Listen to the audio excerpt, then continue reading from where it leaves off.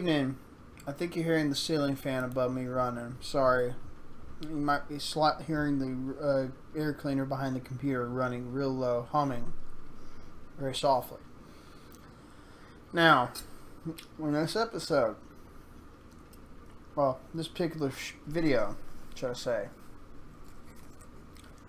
I'm going to be talking about the 3 mods, bare minimum, will cut your emissions while raising your mileage and power. There's a lot of potential in just doing these 3 alone. Mod number 1, water injection. Water injection has been used since well over a century ago, back in the First and Second World Wars, and was being experimented on a little bit before that. And it was used the most when airplanes needed to condense the air to make fuel burn much better.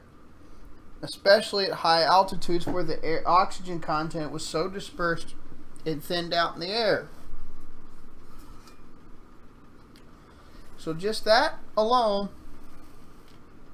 shows water injection can give great promise, and by just cooling and condensing the air.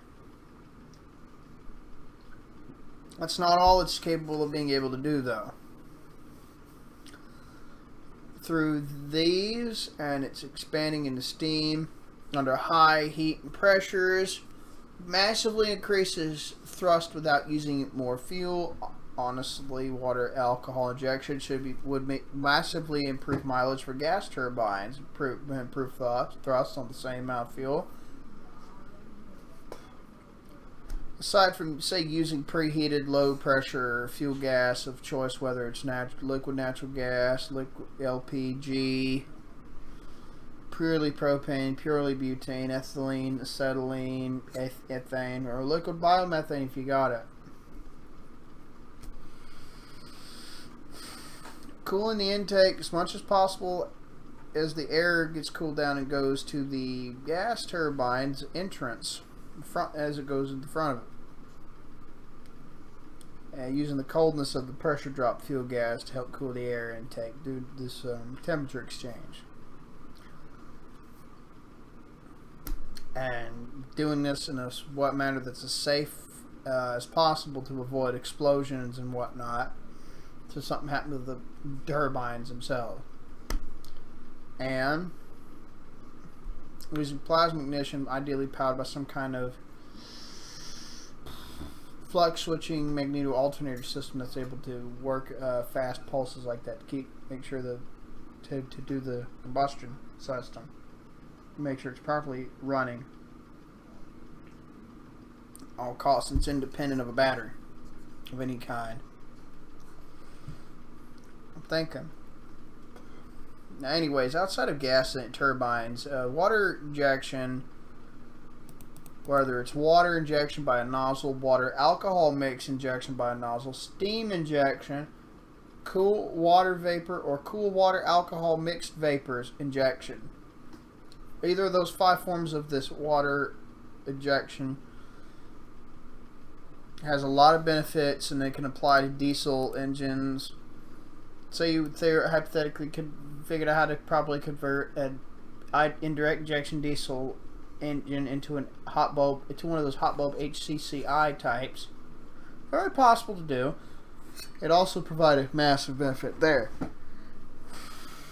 Anyways, the benefits are as listed. 1, helps quench the flame front to an extent in the flame in general, the combustion process, the burning of the fuel, henceforth regulate the initial explosion that starts the flame front, and regulate the flame front as the air fuel mixture burns, or as it burns the rest of the fuel and air as it mixes and then burns when ignited.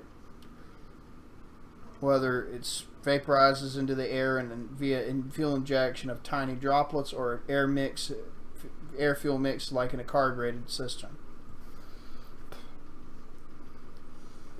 By absorbing excess heat, That turns the water into pressurized and superheated steam, which and then condenses the air down.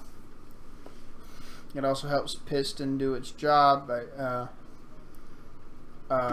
to convert this heat release into work, mechanical work. It allows it to do it much more, without using more fuel to do the same. So that's a huge boon there. A lot of potential for both power and mileage doing this right. 2, due to there being these various mechanisms and regulating the temps in the engine, it also regulates, hot spots. So you have much higher compression with shittier fuel and get better work done using such seemingly paradoxical combinations.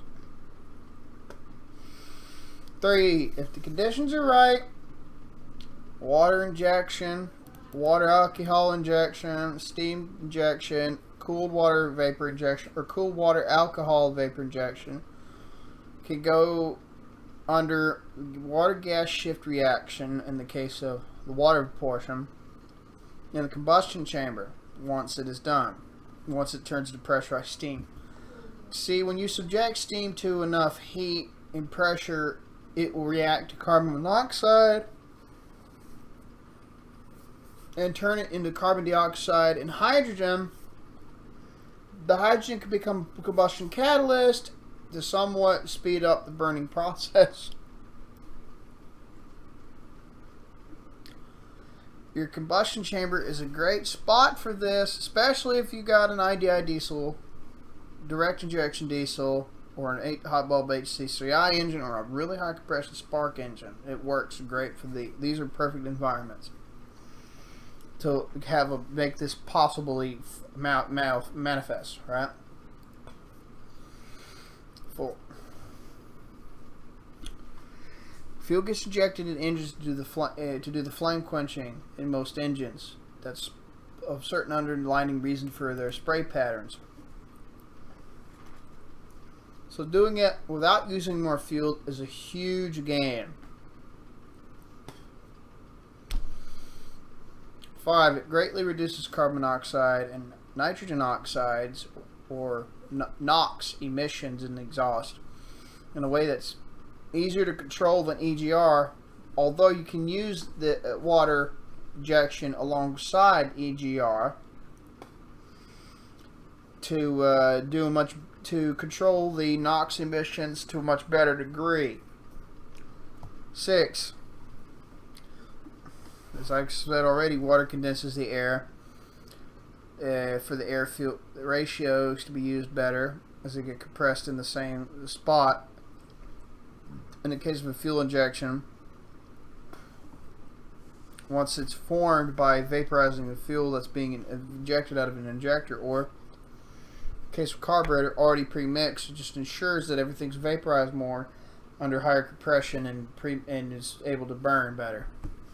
It condenses the air into a more tightly and gets squeezed.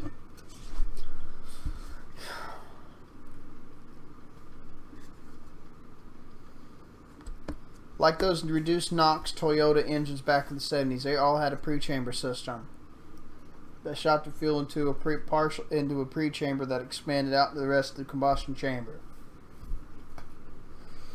Or engines that use port injection just outside the air intake.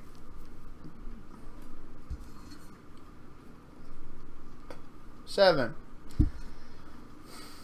Due to the power of steam working alongside combustion to push the piston down, push it down more smoothly, and the potential for the water gas shift reaction, as well as regulate things like carbon monoxide and oxides of nitrogen, or NOx, paired with EGR to go past EGR's limits in a way that's great, easier to control.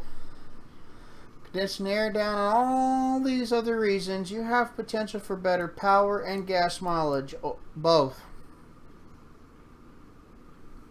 Massive potential, okay? I will warn you that if you're considering this for your engine, the only way to do it with electronic fuel injection is to use nozzle water injection in the air in the intake in order for it to get your best results. Unless you modify your mass airflow sensor or mass air pressure sensor. I'll go into that at the end of the video. A whole clip dedicated to explain it.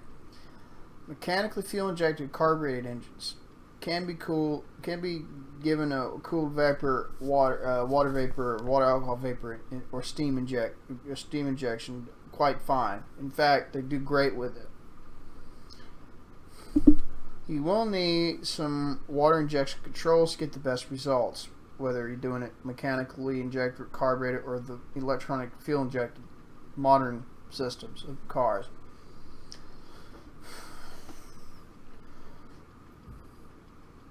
You will need some proper controls, and they are as listed. A, cold temp shut off, so engines can start up and warm up properly, because water messes with that.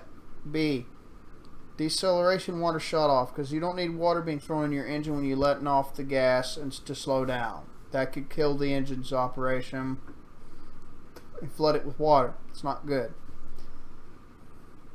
C, more water after you throttle or gas pedal goes off idle, and more again when the engine is doing heavier work. You can use a pressurized system and to inject more water in while the engine is under heavy workload. D, shut-off valve switches or vents. Some systems will require these to prevent siphon after the engine shuts off. It's usually it happens mostly if you mount your tank above your carburetors, air intake, or above the boiler for steam injection, if you go that route, especially when you're using pressure, as you would like in a nozzle injection for an EFI engine. E, fine tuning. You will not get an increase in hydrocarbons, because you do too much, you can drastically increase your hydrocarbons. There's a certain tipping point you got to work within. F, if using water vapor injection in the system, using in a combo of alcohol and water for it, use a vacuum gauge alongside all the above things I listed to ensure that you get the right amount of water alcohol vapor injection at the right engine speed to ensure proper self-regulating operation. Now, mod number 2 is plasma ignition. This is for spark ignited engines only.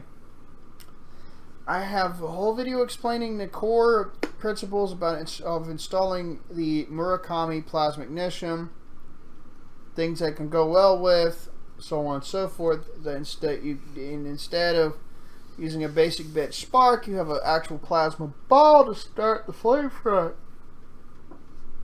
which is more stable, much more potent, and spreads much faster and can run, and which allows the combustion engine to run on linear mixtures more easily without losing power.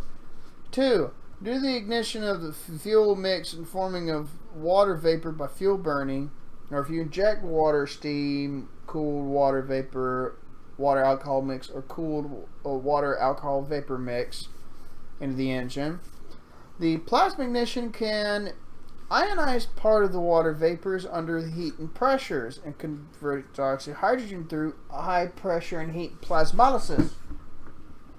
What do you call? I got a link to that too. Same reference I got on the plasma ignition videos of mine.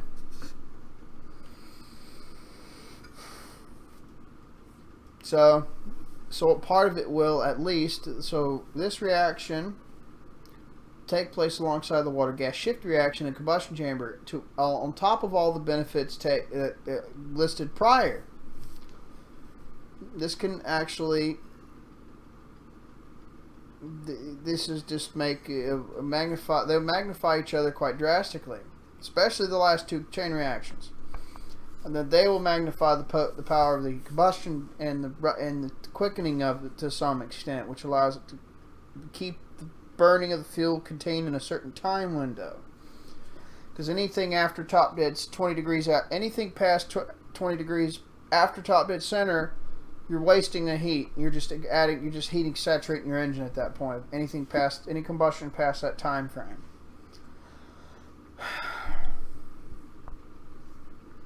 4. Due to all the reasons listed above, you will extend engine life, reduce oil diluting, if not potentially remove it, which furthers the extending of engine life. You will drastically have a potential for power and miles per gallon big time. Out the ass.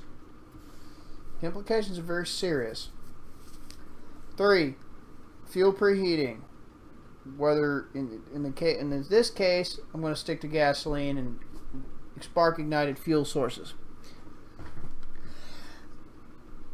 Preheating gasoline, ethanol, higher mixed alcohol, or blends of these ranging from anywhere from 25% to 40% of either ethanol or higher mixed alcohol fuel will allow this to vaporize. It'll allow them to vaporize more easily upon injection which allows a better mixture forming and charge quality by using less fuel to fill the same airspace by the time it's fully vaporized.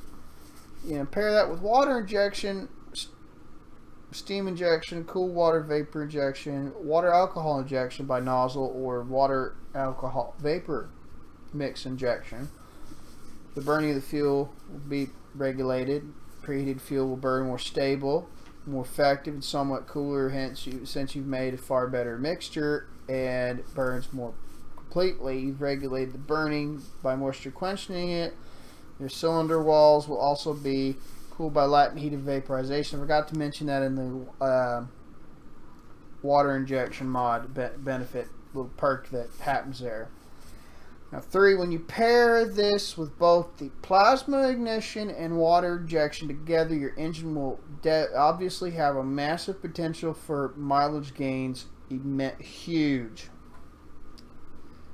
For your gas use, we're talking serious raises in miles per gallon potential with these 3 together like this. Regardless of American or imperial measures in gallons. For MPGs. All these, on top of all the existing benefits to varying degrees above, especially once you've condensed the mixture of the air under compression, steam, superheated dry steam, high pressure steam, the potential for water gas shift and plasmolysis chain reactions side by side with the combustion of fuel. That huge boon right there is massive.